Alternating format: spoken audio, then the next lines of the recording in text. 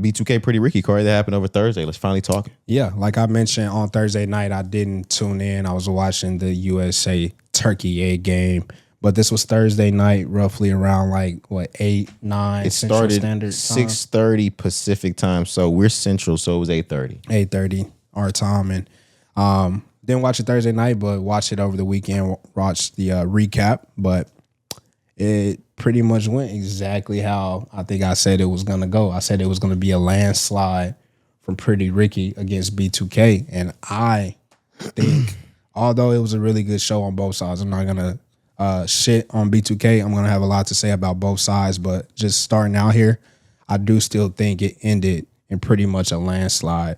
Pretty Ricky defeating the shit out of B2K. Yeah, absolutely.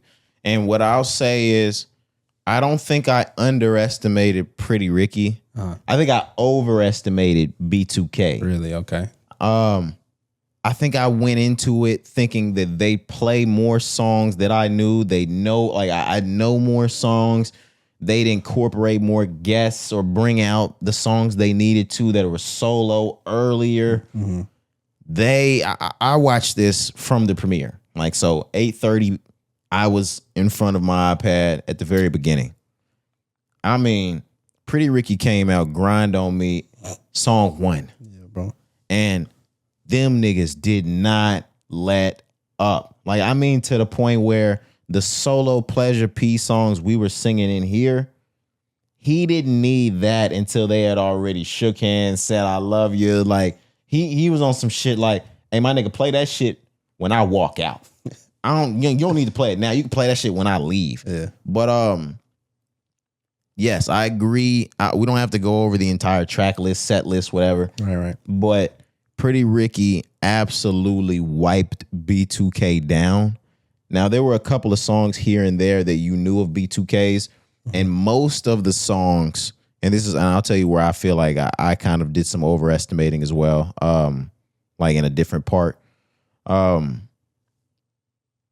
B2K had a lot of songs that you knew and you had heard before, but you didn't hear it enough for it to become like a household thing for you. You knew it word for word. And I started talking to some of the guys at the Mixer event that we were at. And what I was thinking at home was like, as a kid, you saw them on You Got Served. So B2K was enormous. Mm-hmm. You had the breakout of Omarion. So B2K was enormous from that. A bigger breakout than Pleasure P had from Pretty Ricky. So, like, Of course. I mean, you knew B2K. On top of that, specifically speaking with B2K, and specifically speaking with me, but I know a lot of other people, especially the African-American culture,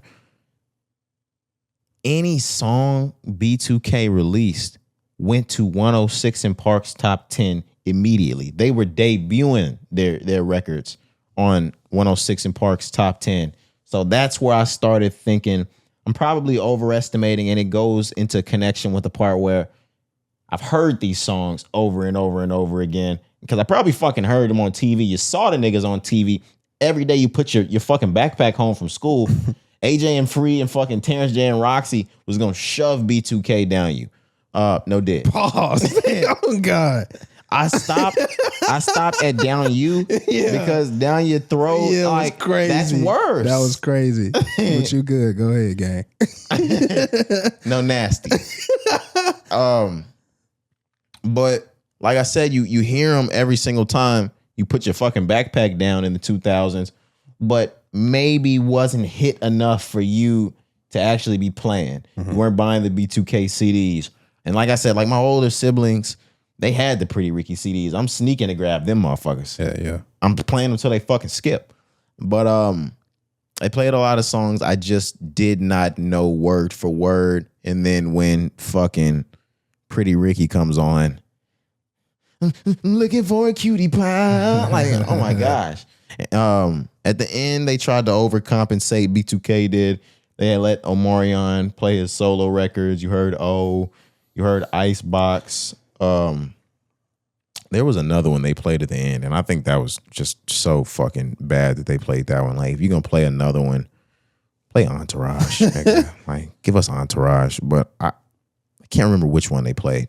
But after that, Pleasure P got a couple of solo records. They played the ones that we sang here on the Thursday pod, and they got up out of there. But all in all, I mean, an obliteration. Oh man, from the very first song from start to finish. Yeah, I'm seeing people say Omarion's the first nigga to go back-to-back loser at VERZUZ.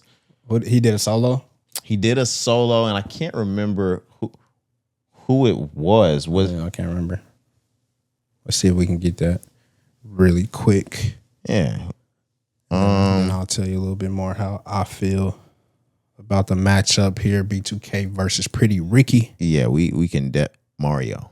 It says he did one with Mario, which is nigga Mario. Mario wiped him down too. Like, now that I'm actually remembering, yeah, I remember now. Mario wiped you down too. I definitely remember now. It's just like Mario can, and not to say that Omarion can't fucking sing, but Mario can fucking sing his heart out. Yeah. No, Omarion can sing, but it's more of a whiny type of sing. Right. More like a melody type of singer. Mario got octaves. He got vocals. Yeah, bro. that nigga got soprano, alto, tenor, bass octaves in him. Absolutely.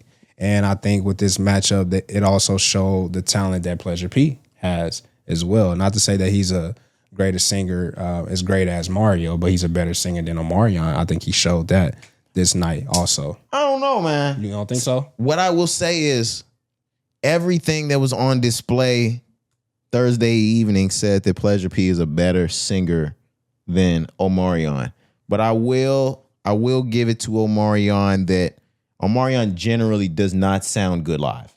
I will say that. Okay. But that may add even more to your point. Maybe just so. Depending on where you're coming from in the conversation. Right. But I will lean to say that Omarion's probably still the better singer. Okay. But Thursday night, anybody that walked in or opened that VERZUZ and then closed their device or walked out with the opinion that Pleasure P is a better fucking singer than Omarion, I have no argument to you. Because it was on full display that night. That nigga Omarion was out of tune. Yep. He didn't sound good. And Pleasure P was fucking on point, and he looked like Saucy Santana. Oh man, that suit was so little, nigga. That motherfucker was puffing out. Oh my god, bro, he looked like a balloon, like he was finna pop at any second. Yeah, and like maybe this is just me, and I'm paying too much attention. Like some niggas' beards be too manicured. Like most of them had just got faded up before the show. You could tell, cause even Spectaculars, like edge up and shit, the paint was fresh on him that night. But like some about the beard looked super Saucy Santana-y. Like, you think so? There's a difference between like between the old school Adrian Broner and the Saucy Santana beard. Like, yeah, because somebody like AB gonna have it a little scruffy, a little more rough. Yeah, like y'all getting y'all's manicured at the end like a bear. Yeah, exactly. And like, yeah, like I don't. I'm telling you though, but this backstage right before the show, they getting hit up. You could tell like the paint was fresh on them niggas that night, and Pleasure P's suit was too little, brother. Yeah, it was entirely too small. Like you was about to blow up for real. Like you could see the end of it like poking out. Like you looked like on some Goldilocks and the Three Bears shit. Like you looked fat, brother. Yeah, you did, man. You look like I said, you was about to explode. I'm looking at my girl because from the beard to the weight, I had to look at my girl and I'm like, man, we were men and like young guys, so like we was worried about some other shit. Did that nigga always look like that? She was like, she was like, no, he wasn't always fat, but she said there was something always to Pleasure P's face that did look a bit feminine. Really? And I'm like, it's good to hear that from a woman because we wouldn't know. Yeah, right, I swear. Right, and exactly. I was like, nigga, we was worried about all kinds of other shit. Yeah, and even when it was his track, what he looked like is the last thing we was worried about. I give a damn about what that nigga look like. Yeah, she was like, no, there were parts that always looked like that, but she was like, no, he never weighed that. Okay, good to know. Okay. Good to know. The only thing that I will add as far as my thoughts on the entire night, the presentation, the verses, I do, again, like I mentioned, think Pretty Ricky, you know, just knocked it out of the park, won this in a landslide. I said it on the last episode, though. I knew both sides, both groups are talented. Both sides, both groups have hits.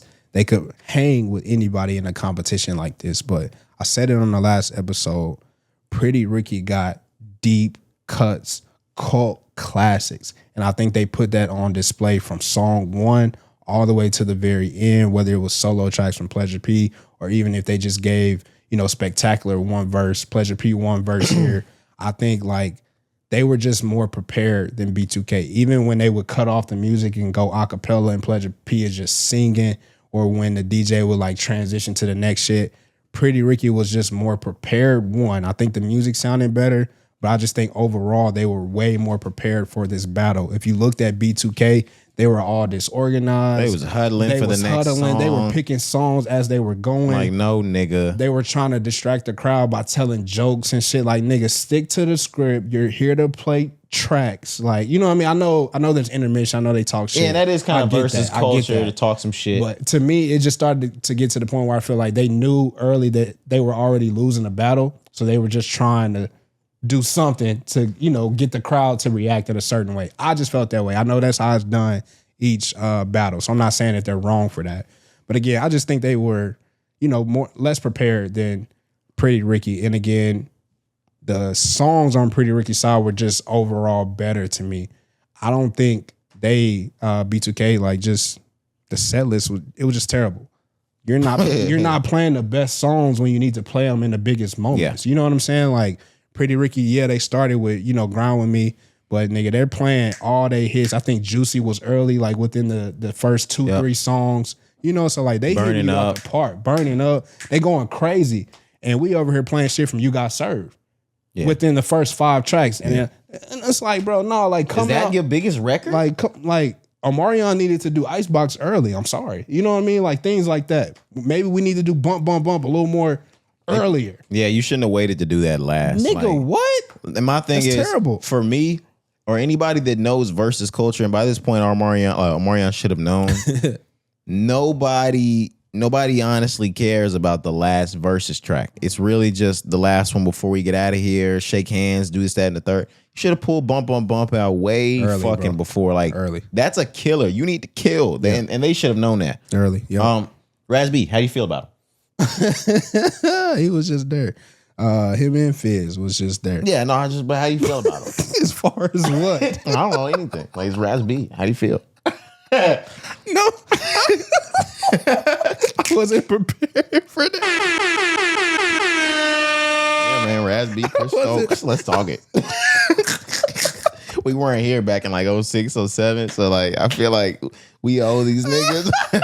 we got some backtracking to do. Yeah, like we owe these niggas a whole pod to come in. Like we gotta talk Katrina, bruh. We gotta talk 9/11. Yeah, we have to have a whole like whatever week that was. Brother. We gotta have a whole pod just based off of that time. Yeah. Yeah, and we're gonna be like, hey man, like, so Raz B. Chris Stokes, how you feel? Facts. But even that, I know the whole situation is crazy, but even Omarion, like, still coming back up here and sharing the stage with Raz B. with Fizz. With Fizz. Yeah. Even that is they squashed that maybe I think about a year or two ago, over, like on some let's just go out on tour to get some money together type shit. I get it. Nah, but you're not gonna fuck my bitch. Like, nah. It's kind of different, bro. Like, and you my boy. That's the different thing. You my guy. And the thing is, fuck just my guy. From what I was told or know or did knowledge on, it's the same thing with some Backstreet Boys NSYNC shit, which is the leader of that group or the manager had Backstreet first and then went and found NSYNC.